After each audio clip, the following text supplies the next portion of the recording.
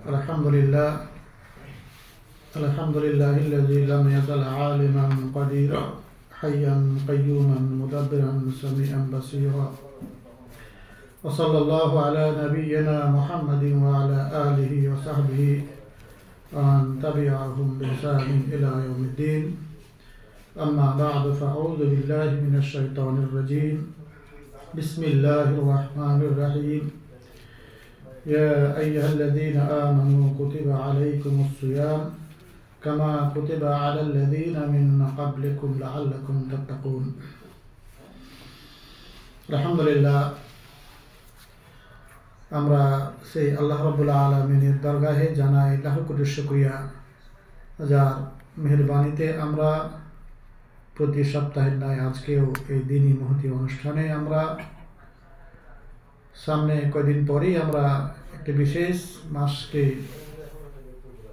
আমরা পাবো এই আশায় আমরা যে মাসটা অতিক্রম করতেছি। সেই মাসে আমরা প্রস্তুতিমূলকভাবে আমরা কে কতটুকু প্রস্তুতি নিলাম, এগুলো যেন আল্লাহ রাব্বুল আলামিন কবুল করেন এবং আমরা যেন আগামীতে সে মহিমান্বিত বরকতের মাসটা লাভ করতে পারি। এই জন্য কিছু আলোচনা হবে।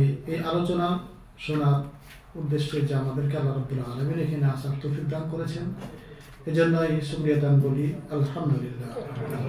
অতঃপর আমাদের নবী মুহাম্মদুর রাসূলুল্লাহ সাল্লাল্লাহু আলাইহি সাল্লামের উপর অগণিত দুরূদ এবং শান্তির ধারা নাযিল হোক। সবাই বলি সাল্লাল্লাহু আলাইহি ওয়াসাল্লাম। আজকে তো 16 তারিখ আরবি, তাই না? তাহলে পরে বোঝা যায় যে আর একটা হয়তো সপ্তাহ পাবো, তারপরে তো আর সঠিক সম্ভব না। রমজান মাসে সাধারণত এই সাপ্তাহিক আলোচনাগুলো থাকে না, তো আর ওই মাসটাই সবচেয়ে বেশি গুরুত্বপূর্ণ মাস। প্রত্যেকটা মুমিনের জন্য প্রত্যেকটা মুহূর্ত, প্রত্যেকটা মাসই গুরুত্বপূর্ণ। তো বিশেষভাবে রমজান মাসটাকে আল্লাহ রাব্বুল আলামিনও বিশেষ গুরুত্ব ফজিলতপূর্ণ করেছেন, গুরুত্ব দিয়েছেন। বিশেষ একটি ইবাদত, সেখানে রোজা নামক ইবাদতটি সেখানে ফরজ করা হয়েছে।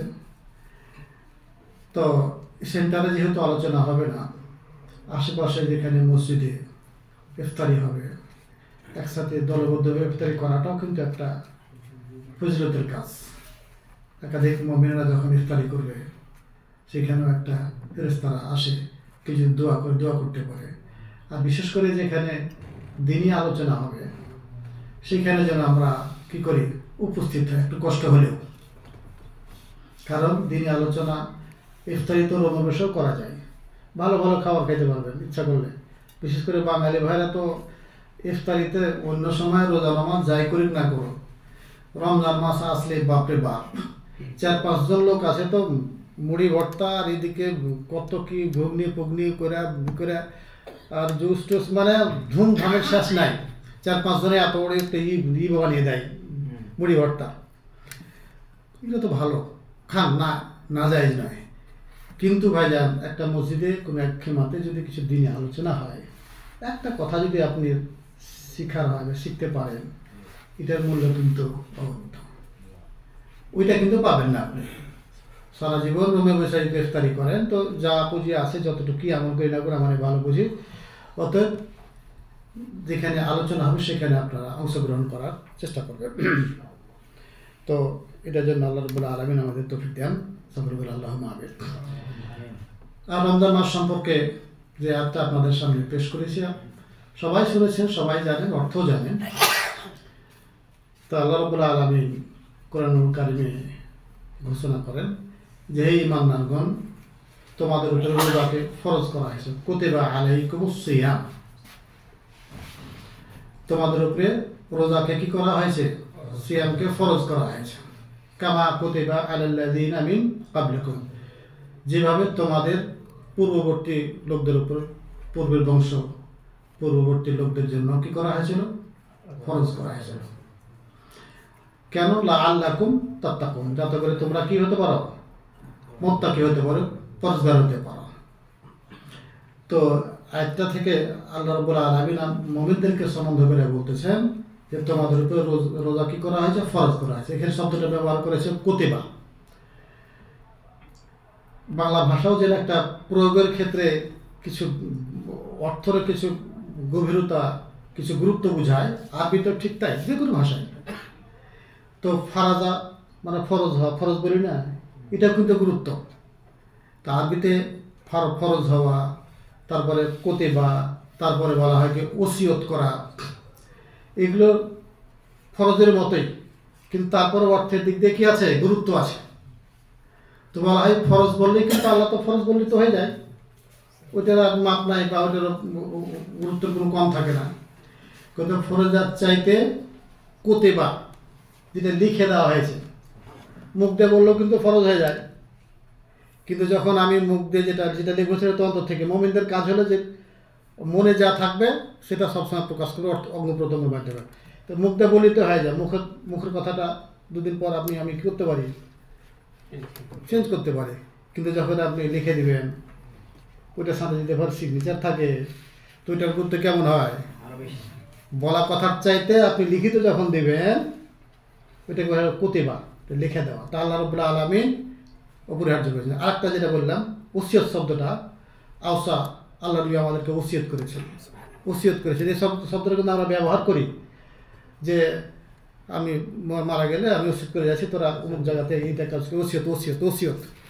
ওইটাও তো আপনি আদেশ করছেন যে আমি মারা যাওয়ার পরে অমুক জায়গাতে মাদ্রাসা মসজিদে বা একটা 5 কাঠা জমি কী করিস, অমুক জমিটা কী করিস, আমি ওসিয়ত করে যাচ্ছি, দান করিস। এটা হলো ওসিয়ত। এটাও তো আপনি হুকুম করলেন, আদেশ করলেন।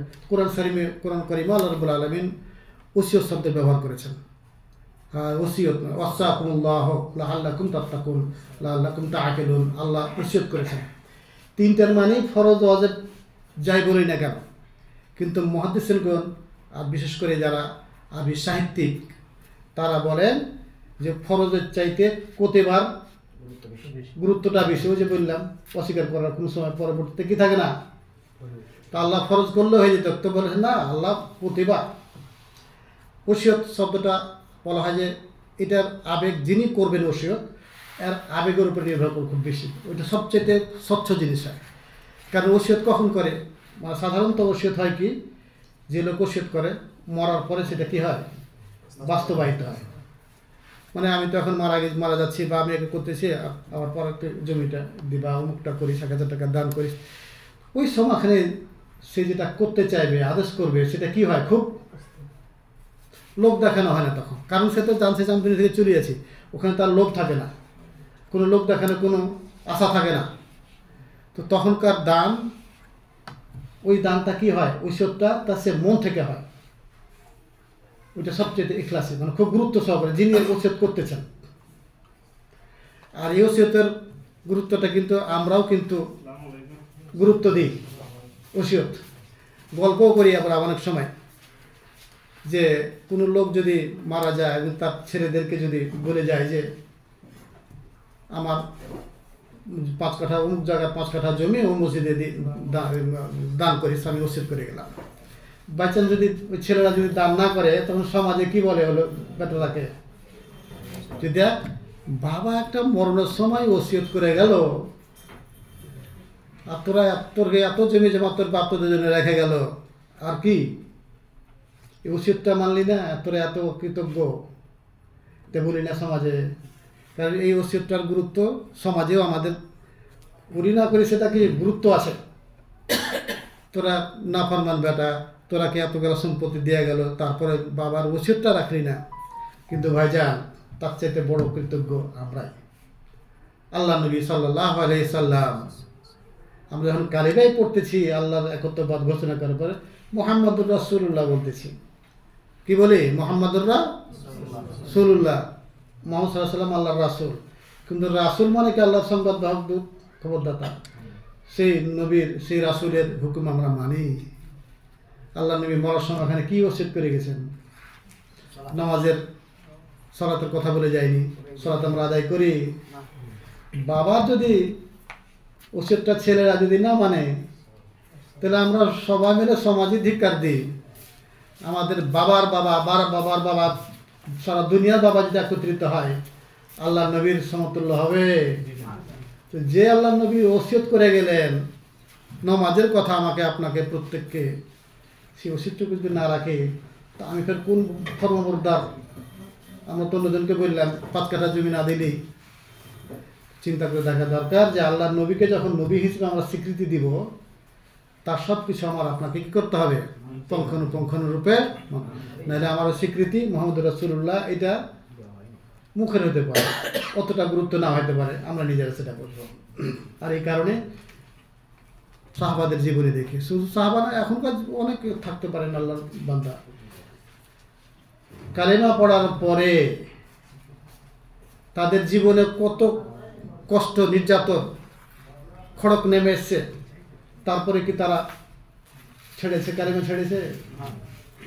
কোটিপতির ছেলে মুসলমান হওয়ার পরে কিচ্ছু নাই, সব ধ্বংস করে দিয়েছে সব শত্রুরা, তারপরও এতটুকু মন বেজার হয় নাই যে কিসের ইসলাম গ্রহণ করলাম যে আমার জীবনটা এখন সমাজের মুখ দেখাতে পারে না, মুখ করতে পারে না, তুক করতে পারে না, সব কিছু কুড়ো খেয়ে গেল। তারা আনন্দিত যে তারা সঠিক দিন পেয়েছে, নবী সাল্লামের কালেমা পড়তে পেরেছে, মুসলমান হওয়ার সুযোগ হয়েছে। এটাই তাদের বহুত ইতিহাস তো জানেন বা ঘটনা তো জানেন সাহাবাদের, তারা খুশি। আর আমরা যদি একটু কিছু করতে যাই, যদি 5 রিয়ালের ক্ষতি হয়, নামাজ যাক, গাড়ি ধোয়া কাজ চলতি আছে, মসজিদের সামনে মসজিদের মশালে গাড়ি ধোয়া, অথচ আমার ওই ভাই কি করে না, নামাজি পড়তে যায় না। শুধু ওই মুসল্লি, ওই গাড়ি ধোয়ার লোক না হয়ে যায়। আমরা নিজের ব্যবসা বাণিজ্য ক্ষেত্রে যদি দেখি, আমরা কতটুকু আল্লাহ নবীর ফরমাবরদার, কতটুকু মানি, আর কতটুকু আমরা নিজের দুনিয়াকে প্রাধান্য দিই, এগুলো চিন্তা করার জন্য বললাম ভাইজান। তো যাই হোক, আল্লাহ রাব্বুল আলামিন আমাদের উপরে কোতেবা ফরজ, লিখিতভাবে ফরজ করে দিয়েছেন কি? সিয়াম, কামা কোতেবা আলাল্লাযীনা মিন ক্বাবলিকুম, যেমনভাবে তোমাদের আগেরদের পূর্ববর্তীদের উপরে কি করা হয়েছিল। এখান থেকে বোঝা যায় যে রোজা যেমন আমাদের উপরে ফরজ করা হয়েছে, এর আগেও ফরজ ছিল, কিন্তু নামাজ কিন্তু এ ধরনের ফরজ ছিল না। সালাত শব্দটা ব্যবহার হয়েছে, কিন্তু পদ্ধতিগুলো অনেক ছিল। রোজার ক্ষেত্রেও নিয়ম পদ্ধতি আলাদা ছিল, কিন্তু আল্লাহ বলছেন এখানে যেমনভাবে তোমাদের ফরজ করা হয়েছে, তোমার আগেও ফরজ করা, তোমাদের আগেও ফরজ করা হয়েছে। তাহলে একটা ইবাদত আগের মতের উপরে ফরজ ছিল, এখন হচ্ছে গুরুত্ব আছেই বলে তো এটা হুকুম, হাকাম, আকিদা নয়, এটা আমল। এটা এই আমলটা কি? তাওহীদের ক্ষেত্রে, আকিদার ক্ষেত্রে সব নবী রাসূলদের দাওয়াত মূল একই ছিল। হুকুম হাকামের ক্ষেত্রে এখন অনেক হুকুম আছে যা আগের ছিল না, আগের অনেক হুকুম ছিল যে এখন আমাদের ইসলামে নাই, কিন্তু ইবাদত নামের যেটা হাকাম হুকুম, এটা কিন্তু আগে থেকেই চলে আসছে, আমাদের উপর ফরজ করা হচ্ছে। কেন করলেন আল্লাহ রাব্বুল আলামিন? গুরুত্ব আছেই বলে তো এটুকু বলার চেষ্টা করি। তো যেমন নাকি বোঝা যায় যে ইসলামে রোজা ফরজের আগে আশুরা রোজা কি ফরজ ছিল, তারা তখন মানত। কেউ দাউদ আলাইহিস সালাম সারা জীবন রোজা রেখেছেন কি হিসেবে? দাউদ আলাইহিস সালামের রোজার পদ্ধতি কি ছিল? সময় বিশাল বলা, একদিন রাখবে একবার, তার মানে ওই নবীও রোজা রাখতেন। তা আগের যুগেও রোজা নামক ইবাদতটা কি ছিল? চালু ছিল। রোজার অর্থটা ইসলাম আসার পরেও একই আছে। জানি কি মরিয়মের কথা বলতে গিয়ে কোরআন কারিমে উল্লেখ হয়েছে, ইন্নী নাযারতু লির-রহমানি সাওমান ফালাম উকাল্লিমা আল-ইয়াওমা ইনসিয়া।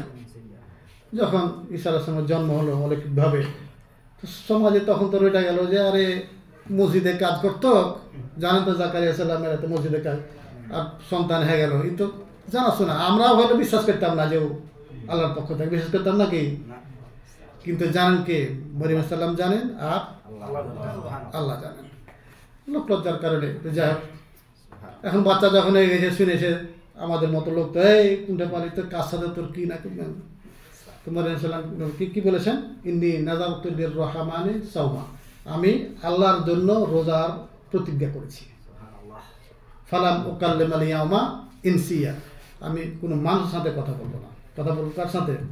তার মানে জিকির আজকার করবো, আমি দুনিয়ার কথা বলবো না। তো এখান থেকে বোঝা যায় রোজার মানে কি? বিরত থাকা। রোজার মানে সম মানে বিরত থাকা, সুমতো, আমি বিরত। শরীয়তে কিন্তু এই অর্থটা কিন্তু ওভাবে কিন্তু চলে আসছে, আগে থেকে অর্থ একই। বিশেষ কিছু বিরতি, কিছু গ্রহণ যায় না যায়, কিছু ছাড়ার কথা অতিরিক্ত যোগ হয়েছে, কিন্তু রোজা শব্দের অর্থ হলে কি? দূরে থাকা, চলতে চলতে যদি বলেন থেমে যান, শুনতো, আমি বিরত দিয়ে দিলাম, আর আটক, ইমসাক, আমি তো বিরত থাকা। তো আমরা জানি রোজা অবস্থায় কি কি করতে হবে না, কী করলে রোজা নষ্ট হয়ে যাবে, এগুলো তো শুনি, আগে তারা শুনবো। তো এই বিরত থাকার প্রশংসা আল্লাহ রাব্বুল আলামিন আগে ঠিক করতেন। অন্যান্য ধর্মেও কিন্তু আল্লাহর জন্য কে বলবে যে দেবতার জন্য, কে বলবে যে গডের জন্য, এরকম না খেয়ে থাকা। সাধারণত রোজা বলতে কি না খেয়ে থাকা। আল্লাহর জন্য আমরা করবো, আল্লাহ রাব্বুল আলামিনের জন্য, যে খাওয়া দাওয়া দুনিয়াবি খাওয়া দাওয়া করবো না, না খেয়ে থাকবো, কার জন্য? আল্লাহকে সন্তুষ্ট করার জন্য। এটা কিন্তু আল্লাহর কাছে সবসময় পছন্দনীয় পদ্ধতির কারণে অন্যান্য ধর্মে তাদের কাছে তাদের কবুল হবে না, কিন্তু উপোস থাকাটা, না খেয়ে থাকাটা আল্লাহর জন্য, যেটা আমরা আরবিতে বলবো কি রোজা রাখা, এটা ইসলাম আসার পরে কি করে দেওয়া হয়েছে? ফরজ করে দেওয়া হয়েছে। যেমনভাবে আগেও ছিল, আমাদের উপর অবিকল সেই ফরজটা আছে। তো কেন ফরজ করেছেন আল্লাহ রাব্বুল আলামিন? এখানে বলে দিচ্ছেন আয়াতের শেষে, লাআল্লাকুম, যাতে করে তোমরা কি হও? মুত্তাকি। মুত্তাকির মানে সরলভাবে ধরা যায় নেকির কাজ করা, পাপ কাজ থেকে কি করা? বিরত থাকা, পাপ কাজ ছেড়ে দেওয়া। এইটা অর্জন করার জন্যই মূলত রোজাটাকে কি করা হয়েছে? এটা একটা ট্রেনিং। এটা একটা কি, 1 মাস রোজা রেখে আরো 11 মাস যেন পাপ কাজ ছাড়ার ট্রেনিং নিতে পারি, নেকির কাজ করার অভ্যাস করতে পারে, অভ্যস্ত হয়। এটাই মূল প্রশিক্ষণ। রোজা রাখাটা কিন্তু মূল উদ্দেশ্য নয়। কথা বোঝা গেছে? রোজা খুব রাখলাম, সুন্দর করে রাখলাম, একবারে 30 দিন রোজাও রাখলাম, তারাবিও পড়লাম, ফিতরা তো দিয়েছি, আর ঈদগাহে তো ওটা তো বলা লাগবে না, রোজা না করে ঈদগাহে 1 নম্বরে যে হাজির হয়, এবার তো খুব খুশি যে রোজা রেখে দিয়েছি। একবার আল্লাহ যেভাবে বলেছেন, আল্লাহ নবী যেভাবে বলেছেন, সেভাবে আমি কি করেছি? রোজা রেখেছি। তো রোজার মূল উদ্দেশ্যকে এখানেই শেষ হয়ে গেল? মূল উদ্দেশ্যকে আমরা সফল করতে পেরেছি বলতে পারা যাবে? এখনও কিন্তু হয়নি। কারণ কি? ওই যে আমি একটা উদাহরণ দিই প্রায়, যে ডাক্তারি না পড়লে ডাক্তার হওয়া যাবে না। ডাক্তারি পড়ার সময়তে মেডিকেলে যে ছাত্র যত ভালো করে অধ্যয়ন করবে, পড়বে, সে তত রেজাল্ট ভালো করবে, আর সে তত ভালো মানের কি হবে? তো ডাক্তারি পড়াটাই সবচেয়ে, আর গুরুত্ব না পড়লে তো হবে না, অত পড়ার গুরুত্ব তো আছেই, ভালো করে পড়তে হবে, প্রাইভেট পড়তে হবে। আর আমরা এটা তো আমরা ঠিকই করি, মেডিকেলে ভর্তি করার জন্য ছেলেকে হয়তো দেখা যায় যে ইন্টারমিডিয়েট পাস করার আগ পর্যন্ত 10 লাখ টাকা খরচা হয়েছে কি না হয়েছে।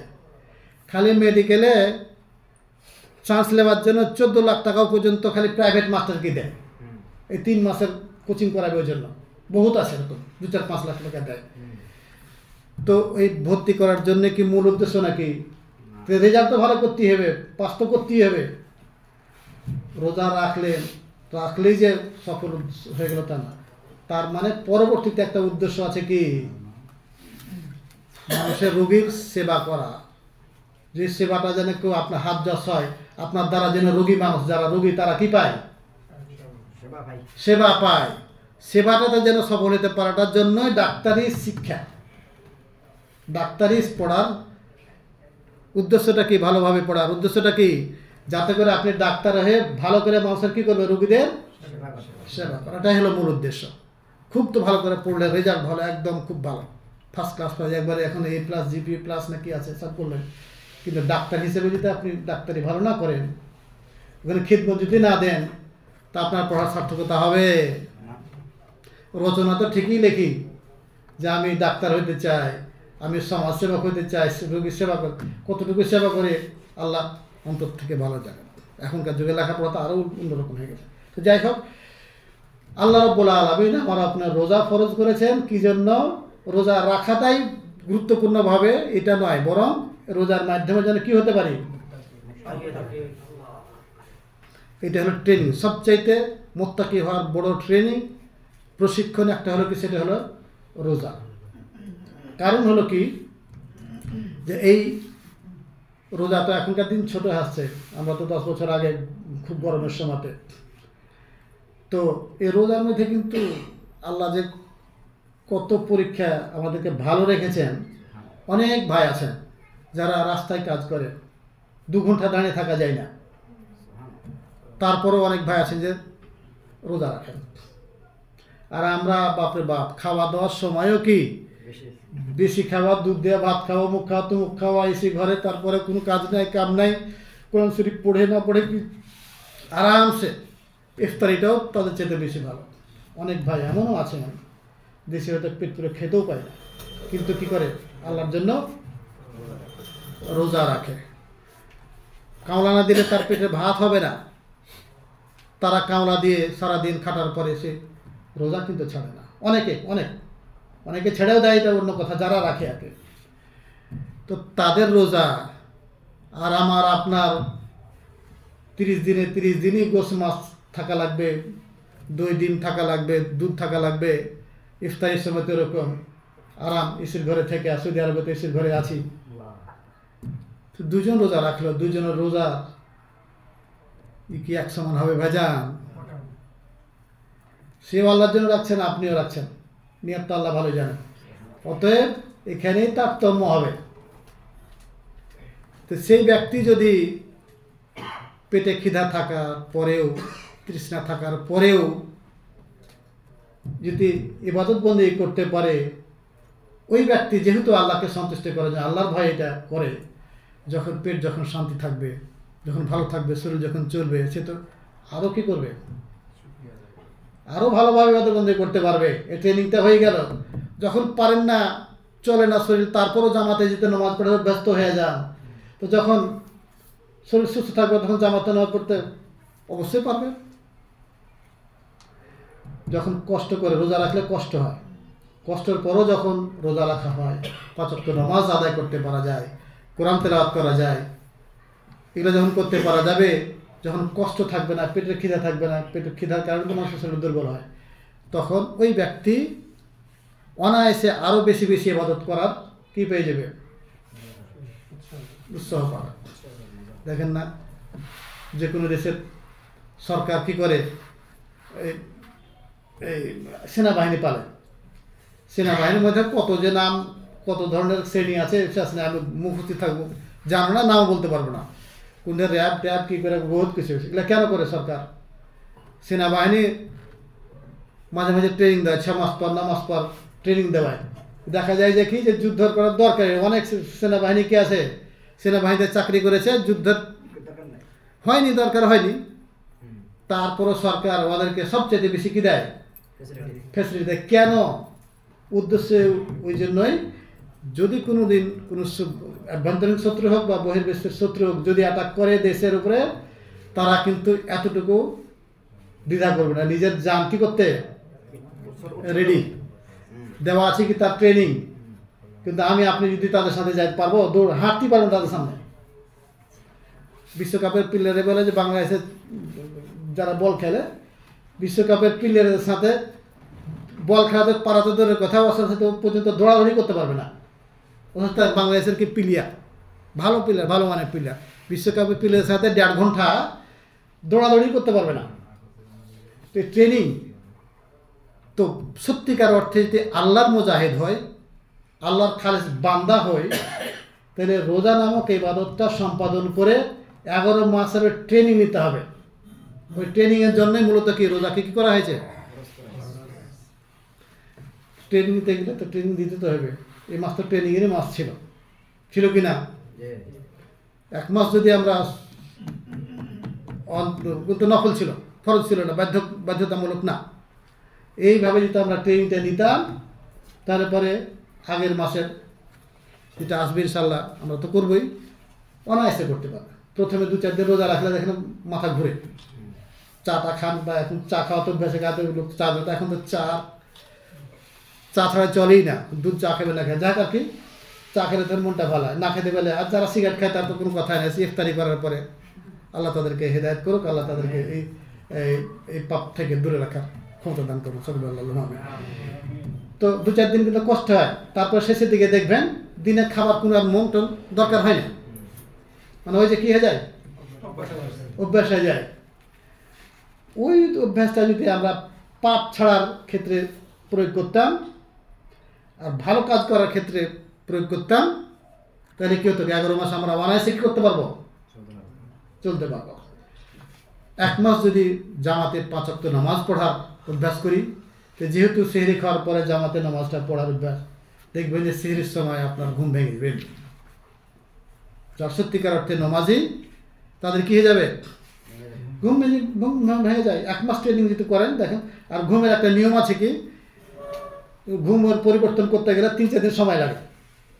প্রথমে 2-1 দিন হবে না, কিন্তু যখন 2-3 দিন, 4 দিন, 5 দিন, 1 সপ্তাহ হয়ে যাবে, ঠিক আপনি ঘুমটা কী করতে পারবেন, ওভাবে ঘুম ভাঙবে, ওভাবে ঘুম আপনার আসবে। তো ইবাদতও করতে পারবেন, পাপ ছাড়তে পারবেন। 1 বছর যখন আপনি হালাল রিজিক সামনে থাকার পরও যখন ছাড়েন, তো যেগুলো আমার আপনার জন্য সারা জীবনের জন্য হারাম করা হয়েছে, সেটা ছাড়তে কোনো কষ্ট হবে কি? কিন্তু এখানে কিন্তু মনের ব্যাপার আছে। ইসলামে মনের কথাটা কিন্তু খুব গুরুত্ব দেওয়া হয়। এখন আপনি 1 মাস খেলেন না, খুব কষ্ট হয়েছে, মন চায় কখন রোজাটা শেষ হবে, কখন আজ রোজার 10 দিন গেল, 15 দিন গেল, 16 দিন, আর মাত্র কয়েকদিন আছে, তারপরে খেতে পাবো, তারপরে কি? এরকম যদি থাকে তাহলে খাওয়ার অভ্যাসটা তো ছাড়াইছে কেন? এবাদত তো চিন্তাই করি না, যে এবাদত করলাম, হারাম ছাড়লাম, দিনে খাওয়া হারাম ছিল তো হারামটা ছাড়লাম, আর গেলা ছাড়তে হবে, এরকম চিন্তা ভাবনা হয় নাকি? 1 মাস যদি আপনি মিথ্যা কথা বলা ছাড়তে পারেন, 1 মাস যদি আপনি সুদ খাওয়া ছাড়তে পারেন, 1 মাস যদি আপনি নামাজ ঠিকমতো পড়তে পারেন, 1 মাস যদি আপনি কোরআন তেলাওয়াত করতে পারেন, ওই 11 মাস ওই প্রশিক্ষণের উপর দিয়ে আপনি কী করতে পারবেন। কিন্তু আমাদের প্রস্তুতি কি ওদিক দেয় না। প্রস্তুতি হওয়া উচিত ছিল আমাদের এই রমজান মাসের এই রোজাকে, ইবাদত বন্দেগীকে ঠিক মতো করার জন্য একটা প্ল্যান এস্টিমেট করা। যেমন একটা বাড়ি যদি দেশে করতে যায়, টাকা পাঠাচ্ছি, ব্যাংক ব্যালেন্স আগে থেকে করতেছি, যে বাড়ি করতে কত টাকা লাগবে, একটা কোটি লাখ লাখও আছে, কোটি নেই, আপনি চিন্তা করছেন, ওটা অন্য কথা। যাক, 10 লাখ টাকা লাগবে, 1-2টা রুম বানাবেন। কতদিন থেকে আপনার টার্গেট, যে টাকাটি পাঠাবো, টাকাটি ওটা কী করে সেভ করবো, খরচ করে। ব্যাংক ব্যালেন্স কিন্তু করতেই আছেন দেশে। ছুটিতে যাওয়ার আগে থেকে তো প্ল্যান, কোথায় কী না কি, দেশে যাবেন আর আপনি বাড়ি করা কী করবেন, শুরু করবেন। এইটাই তো প্রস্তুতি কতদিন থেকে, অনেক আগে থেকে কিনা। কারণ এটা আপনার টার্গেট, এটা মন থেকে আমি গ্রহণ করেছি, চেয়েছি, তাই এটার বাস্তবায়ন প্রস্তুতি আগে থেকে চলতে আছে। দেশে যাওয়ার পরে ঠিক মতো একদম মিস্ত্রি ঠিক করা আছে, এখান থেকে টেলিফোন করা আছে, রডালাকে বলা আছে, সব কিছু সেমিনে বলা আছে, শুরু হয়ে যায় কাজ। আগামী মাসটা হলো কিসের মাস? রমজান মাস। রমজান মাসের কাজ কি? সবই কাজ অন্যান্য 11 মাসের মতোই, কিন্তু অতিরিক্ত একটা কি? রোজা। কিন্তু সব ইবাদত বেশি বেশি করতে হবে। এমনটা না যে জোর নামাজ 4 রাকাত ফরজ তো 5 রাকাত পড়ো, তা না। নফল ইবাদত বন্দেগী 4 রাকাত ফরজ আছে, ফরজ ভালোভাবে গুরুত্ব দিয়ে পড়া, সব কিছু কী করতে হবে? কোয়ালিটি বাড়াইতে হবে। নফল ইবাদত এই প্রস্তুতি হওয়া উচিত ছিল আমার আপনার এই মাসে, যে আমি রমজান মাসটার কাজকর্ম এভাবে করবো, ডিউটি এভাবে করবো, আমি অমুক সময় এই কাজ করব। আর দান করাটাও কি একটা বিরাট ইবাদত। দানের ক্ষেত্রেও একটা প্ল্যান করা দরকার, যে আমি এই মাসে কিছু কী করব, দান করব। এটা একটা প্ল্যান থাকা দরকার। কিন্তু এসব প্ল্যান আমরা করি, এগুলা করি না। হ্যাঁ, করি কি, যে রমজান মাস আসছে, এই মাসে এত খরচ গেছে, তো রমজান মাসে তো খরচ বেশি, ভালো খেতে হবে, খেতেই হবে। এক সন্ধ্যা কম খাওয়া পড়া, কম খরচ হওয়ার কথা স্বাভাবিকভাবে। দুপুরে খাওয়া না, সকালের খাবারটা সিঁড়িতে খেলাম, আর মাগরিবের সময় তো ইফতারের পর ফের আবার এসারের পর খাওয়া তো কম, সংখ্যা তো কম করি না, তো খাবার তো দুপুরেরটা তো কম করা উচিত, খরচ কম হওয়া উচিত। ওটা না, তখন কি করে, বাজেট বাড়িয়ে দেয়। কেন? ওই যে ভালো খেতে হবে, তাই ভালো খাওয়া জরুরি না। 11 মাস যে খাওয়া থাকতে পেরেছেন, মনে করেন যে এবার আমি ওই খাওয়াই খাবো, ওইভাবে চলবো, যেটা বাড়তি অন্যান্য বছর খরচ করেছি ওইটা আমি দান করব। এটা সত্যিকার অর্থে ইবাদতের সঠিক নিয়ত আপনার হবে। যে দিন দুঃখিনী মানুষকে, গরিব মানুষকে কী করবো আমি দান করবো। এর জন্য রোজার মাসের রোজার মাসে অনেক নাম আছে। আর একটা মাস হলে কি সাদাকা না, সম্বরণের মাস, সংকোচন করে দাও, গুনাহ বেশি করতে আমি কম করবো, আর করবো না, ইবাদত বন্দেগীটা বাড়িয়ে দেওয়া। আর কি আরেকটা হলো সংযতের মধ্যে, আমি অন্য মাস বেশি খেতে, আমি রমজান মাসে কী করবো আমি তখন খাই বেশি। বলে যে ওই ইফতারিতে কিনাই লাগবে, বুট খাওয়াই লাগবে, অমুক খাওয়াই লাগবে, খায়েন না। এটাও আপনার একটা কি ইবাদতের মধ্যে পড়বে। যদি না আমি এই এত আকড়া জিনিস খাবো না, অতএব এই জিনিস কী কী মেলা ধরনের খাওয়া আছে না ভাইজান, ওইটাও কম করাটাও একটা কি রোজার একটা উদ্দেশ্য হাসিল করা। তো এইটা তো করি না, বরং করে কি বাজেট বাড়ায়, ছেলেদের ঈদের নতুন নতুন পোশাক না, 4 মাস আগে যদি পোশাক থাকে তারপরে নতুন পোশাক, আনন্দ। এটা কী করি আমরা আনন্দ, ঠিক আছে, শরীয়ত কী করবে না আপনাকে না আনন্দ। সত্যিকার অর্থে আনন্দ হলো কি, আল্লাহ বলেন কাদ আফলাহা মান তাজাক্কা, ওই ব্যক্তি হলো সফল কাম। আর ওই ব্যক্তির জন্য খুশি যে ব্যক্তি সফল কাম, মান তাজাক্কা, যে নিজকে পরিচ্ছন্ন করে ফেলেছে, নিজকে পরিশুদ্ধ করে দিয়েছে, সেই ব্যক্তির জন্য ঈদ। তাতে গায়ে নতুন জামা থাক বা না থাক, কিন্তু আমাদের কি খুশিটা কোন জায়গাতে, যেটা রোজার উদ্দেশ্যের সাথে কোনো সম্পর্ক নাই। ভালো ভালো খাওয়া, নতুন জামা পরে ঈদগাহাতে প্রথম দিন একবারে যাওয়া, বাচ্চা কাচ্চাকে নিয়ে জামাই ঝেঁকে নতুন কাপড় দেওয়া, এটা খুশি হতে পারি, কিন্তু মহান আল্লাহ রাব্বুল আলামিন খুশি কিনা এটা বিবেককে বোঝা দরকার। আল্লাহ নবী সাল্লাল্লাহু আলাইহি সাল্লামের নিয়ম কী ছিল, যে রমজান মাস পুরোটাই তো ওই আল্লাহ নবীর ইবাদত বন্দেগী, সাহাবাদের ইবাদত বন্দেগী তো জানি আমরা। রমজান মাস আসলে তারা ইবাদত বন্দেগী আরে কী করতেন, বাড়িয়ে দিতেন, যে কোনো ইবাদত। শেষ দশকে কী করতেন আল্লাহ নবী বা সাহাবারা, কিয়ামুল লাইল, এদেশে যেটা আছে এখনো, বেশি বেশি ইবাদত করতেন। আর আমাদের প্রথম 2-4 দিন মাগরিবের নামাজে জামাতে জায়গা পাওয়া যাবে না, আস্তে আস্তে কম হতে হইতে তারাবিও 2-4 দিন 10 দিন চলে ভালোই। তারপর আস্তে আস্তে তো ফজরের সময় সাজতে হয়ে যায়, ওই সাবেক যেটা 10 কাতার মসজিদে 2 কাতার 1.5 কাতার হয় শেষের দিকে, তাই এটা কি হয়ে যায়, কমে যায়। কিন্তু মার্কেট কিন্তু ঠিকই জমজমাট হয়, যত আমাদের এবার রোজার সংখ্যা বাড়ে আর শেষের দিকে কমে, আমাদের মার্কেটিং কি জমজমাট হয়, ওদিকে বাড়ে, উল্টা দিকে আমাদের। তো এটা কিন্তু রোজার উদ্দেশ্য নয় ভাইজান। রোজার উদ্দেশ্য হলো যে এই মাসটাকে আমি নেকি কামায়ের মাস হিসেবে যেন আমি কি করি নির্ধারণ করি, আগে মনে স্থান দিতে হবে, দিয়ে আমি এইভাবে রমজান মাসের ইবাদত বন্দেগী করব, আমার এইভাবে রোজাটা কাটাবো। এবার টাকা পয়সার চিন্তা এটা করেন, 12 মাস করেন না করেনি, কিন্তু রমজান মাসের যদি আমরা ঠিকভাবে এইভাবে চিন্তা ভাবনা করি, তাহলে আমরা কিছু না কিছু হলেও কী করতে পারবো, সফল হতে পারবো। পুরোপুরি না হলেও চেষ্টার উপরে অনেক কিছু সফলতা নির্ভর করে।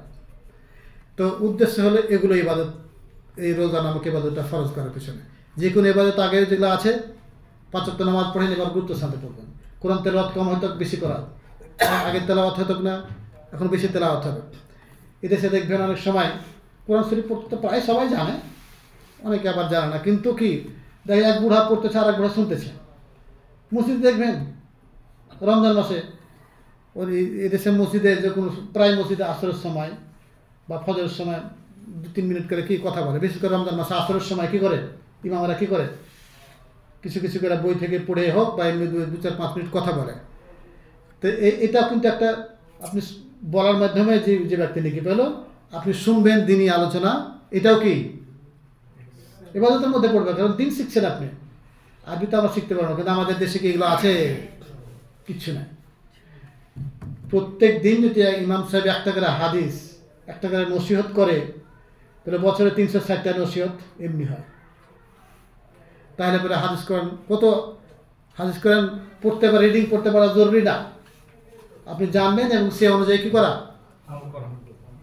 আমি আপনার কোরআন শরীফ পড়তে পারি বলে খুব বেশি আল্লাহর কাছে প্রিয়তা না। অনেকজন আছেন কি যে কোরআন শরীফটা পড়তে পারে না, কিন্তু তার অনেক মুখস্থ আছে, ওগুলো রিডিং পড়ে।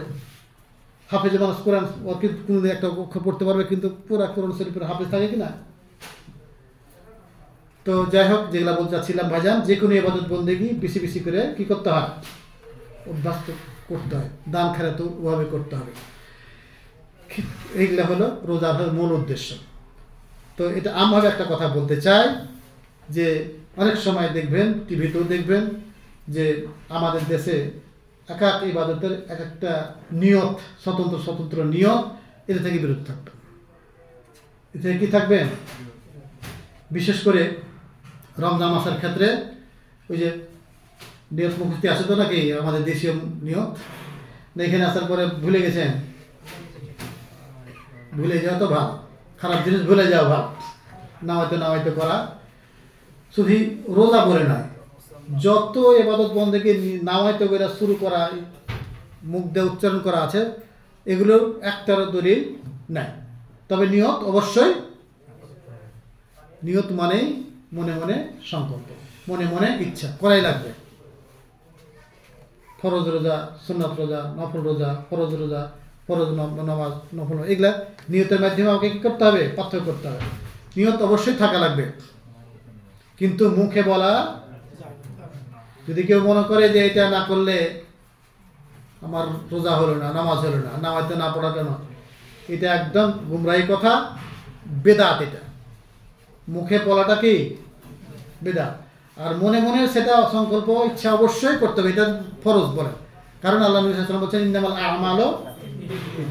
অতএব এই রমজান মাসে রোজা খেতে উঠে, সেহরি খেতে উঠে বলবেন না হয়তো আমি নিয়াত করতেছি আসুমা গাদান, আগামীকাল খাচ্ছেন, এখন আর বলবেন আগামীকাল রোজা করবে। করতে করতে প্রত্যেক দিনের অর্থ চিন্তা করতে গেলেও এটা মোটেই ঠিক হয় না। খাচ্ছেন আজকের রোজা রাখা আর নিয়াত করছেন আগামী, এবার এই এক মাসের কোনো মাসের সঠিক দিনের নিয়ত আপনার একদিন হয় না।